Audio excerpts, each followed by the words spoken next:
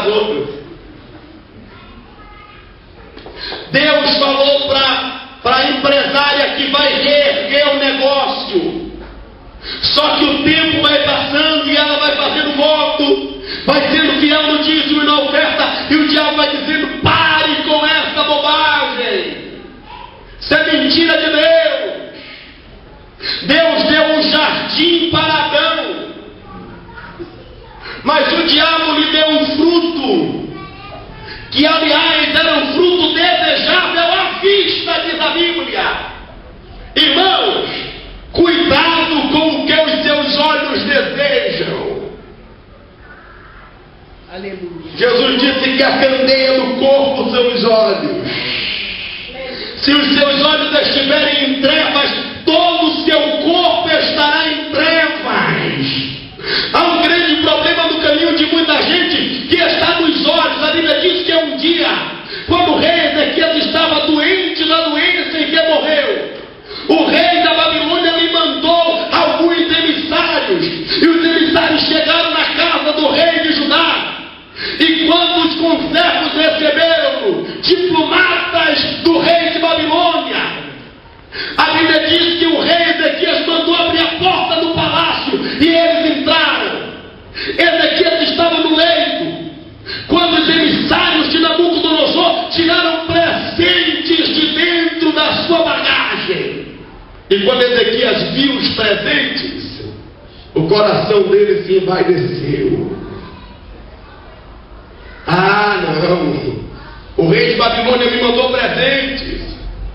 Ele começou a se sentir importante. Não sabia o que estava preparado por trás do presente, que na verdade não era um presente, era um cavalo de Troia. Era uma cilada preparada e armada. E quando ele ofereceram ouro para ele, ofereceram tudo, a Bíblia diz que o rei se empolgou e mostrou todas as passagens secretas. O rei se empolgou e mostrou toda a riqueza do palácio. É assim quando a gente recebe uma visita em nossa casa: vem conhecer os quartos, vem conhecer a cozinha, vem conhecer o banheiro, não é assim? Vem conhecer o terraço, vem conhecer o quintal. O rei fez da mesma forma. O rei abriu as portas e disse: aqui está o tesouro. O rei abriu outras portas e disse: aqui está o azeite fino da unção. O rei abriu outras portas e disse: aqui está toda a prata. E depois que eles foram embora, Deus trouxe o profeta. Porque depois que você erra, se prepare, Deus vai te enviar um profeta. Aleluia! Quantos estão entendendo a voz de Deus aqui?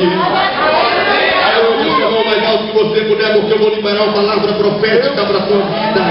Toma cuidado com o que os teus olhos veem. Toca na pessoa que está ao seu lado e diz para ela: toma cuidado com o que os teus olhos veem. Diga para ela: depois que os homens foram embora, o profeta Isaías marchou na direção dele, na autoridade de Deus, e disse: venha cá, Ezequias, quem são aqueles homens? Ele disse: aqueles são emissários do rei da Babilônia. Que chique!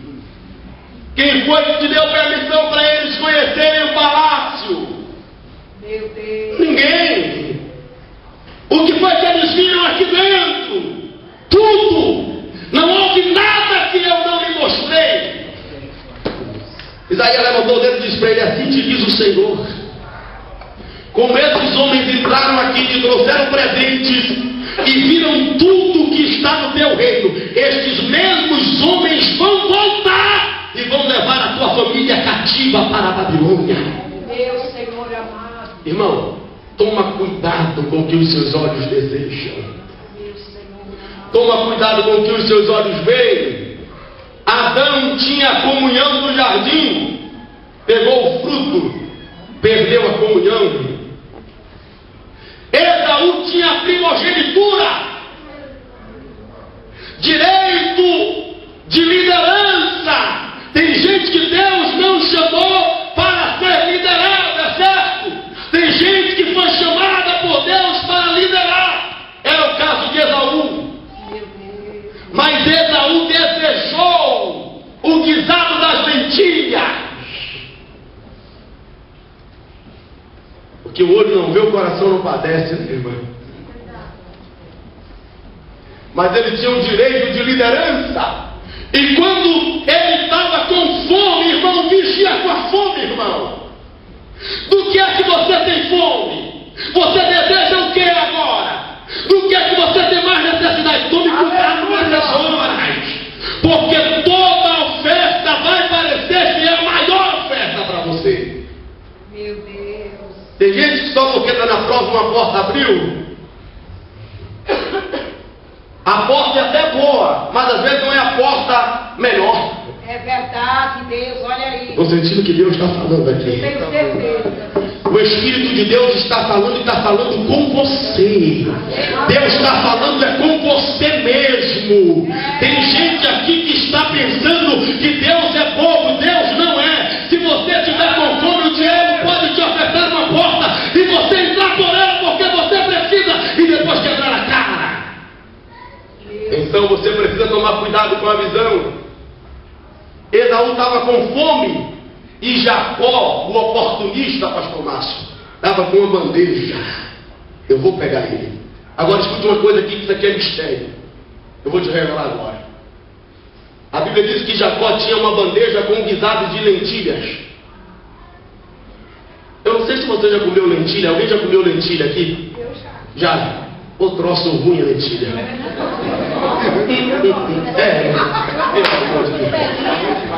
É ruim. Eu concordo contigo, meu irmão.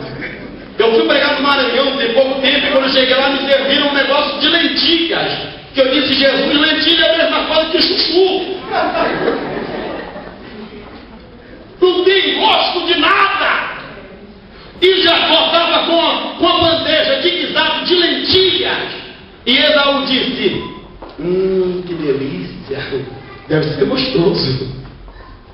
Irmãos, quando você está querendo que Deus não lhe deu, você corre o risco de ser iludido pela ótica. Meu Senhor amado. Chegou aquele rapaz bonitão, você está na igreja já tem 2 anos, 3 anos, na prova da espera, da busca, da procura, da oração. Mas ele chegou, ele é bonito, ele é malhado, ele tem olhos azuis, ele é loiro, ou ele é moreno, do jeito que você idealizou, que maravilha! Toma cuidado porque a sua ótica pode te iludir e você pode abrir mão daquilo que Deus te deu para querer aquilo que Deus não te deu e depois você perder tudo que Deus te deu. Deus deu para Esaú a primogenitura, mas ele não valorizou. E depois ele comeu o guisado, ele perdeu a honra. Porque quem era primogênito era honrado. Eu chegava na sua casa, pastor, se o senhor não tivesse lá, eu tratava com o seu filho primogênito. Porque palavra de primogênito era a palavra do pai.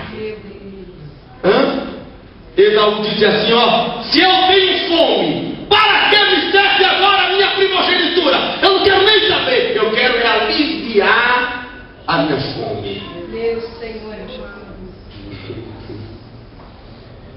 Se você quiser o que Deus não lhe deu, Deus vai tornar o que te deu. Santo Deus. Só quero que é meu, Senhor. Deus deu o reino para Davi. Maravilhoso reino. Mas quando Davi tomou a mulher de Urias, Deus lhe tomou o reino. Meu Senhor amado. E a família de Davi virou um caos.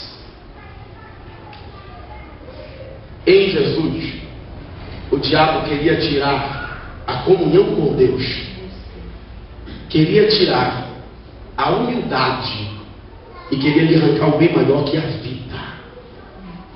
Só que Jesus usou uma coisa que eu acho extraordinária, que poucos crentes usam: a espada do Espírito. Que poucos crentes usam mesmo. Porque na hora da agonia, e ainda bem que a senhora deu um glória, minha amada, Deus abençoe pelo glória, porque nessas horas a gente não ouve muito glória. Porque na hora da nossa agonia, a primeira coisa que a gente faz é se descabelar. Meu Deus, socorro, eu não vou aguentar mais, meu barco vai afundar. Primeira coisa que a gente faz. Santo Deus. E Jesus, para nos dar uma lição, fica na polpa do barco. Santo Deus.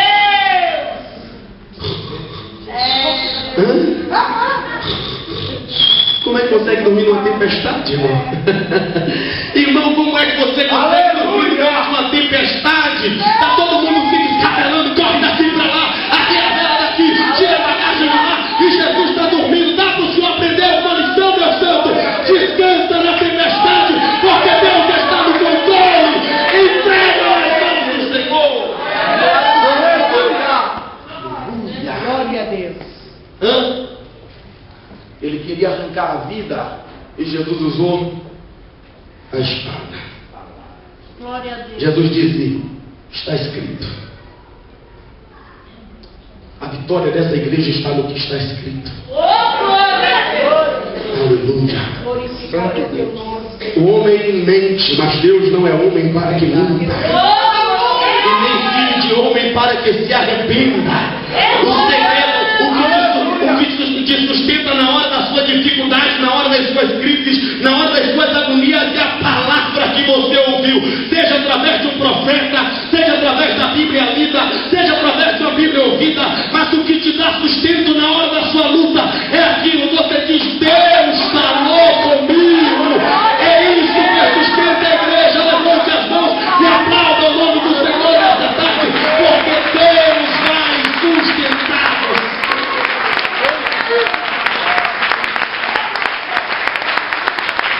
Agora fique aqui, porque eu vou chegando lá no segredo.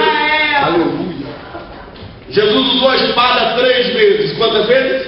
3. Quantas vezes? 3. Porque Jesus é a divindade. Ele é Pai, Ele é Filho, Ele é Espírito. Ali especialmente era Cristo. Ele usou 3 porque o 3 é o número de Deus. Aleluia. E ele estava dando 3 murros na cara do diabo em nome de Deus. Ele estava dizendo: você me ofertou 3 coisas, eu vou te dar 3 supapos.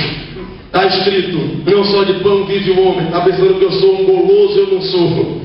Está escrito: não tentarás ao Senhor teu Deus. Está pensando que eu sou daqueles que vejo perigo e vou nada. Irmão, tem coisa que você tem que correr mesmo. Está vendo perigo? A Bíblia diz no livro dos Provérbios: o avisado vê o mal e se esconde, mas o simples vai e ainda paga a pena.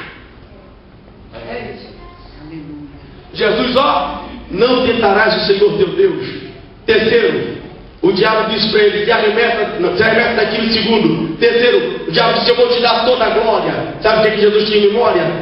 Tudo que o Pai tem já é meu. Do Senhor é a terra e a sua plenitude, o mundo e tudo que nele habita. Jesus não estava preso ao presente, à glória efêmera e passageira, transitória da ocasião do presente. A visão de Jesus estava na eternidade. Irmão, desvitória a tua visão, arranca o teu olhar do presente e projeta a tua visão para o futuro, porque lá na frente você vai ver o que Deus vai fazer. Jesus usou espada, mas espada sem escudo não resolve. Senhor amado. Jesus usou a espada, que é a palavra, mas a fé é o escudo. Se você usar a palavra sem fé, você não vai se sustentar durante muito tempo. Você pode ser crente, pregador, conhecer a Bíblia de capa a capa, mas se você não usar a fé para se defender dos ataques do diabo, você não vai se sustentar muito tempo. Há uma história no Antigo Testamento, eu vou terminar minha participação aqui, quero orar com você, que é uma história muito bonita. Eu acho isso interessante. Quando Salomão reinou em Israel, a Bíblia diz que o reino de Salomão foi o reino mais próspero de todo o mundo. A rainha de Sabá, que era a mais rica do Oriente na época de Salomão, ficou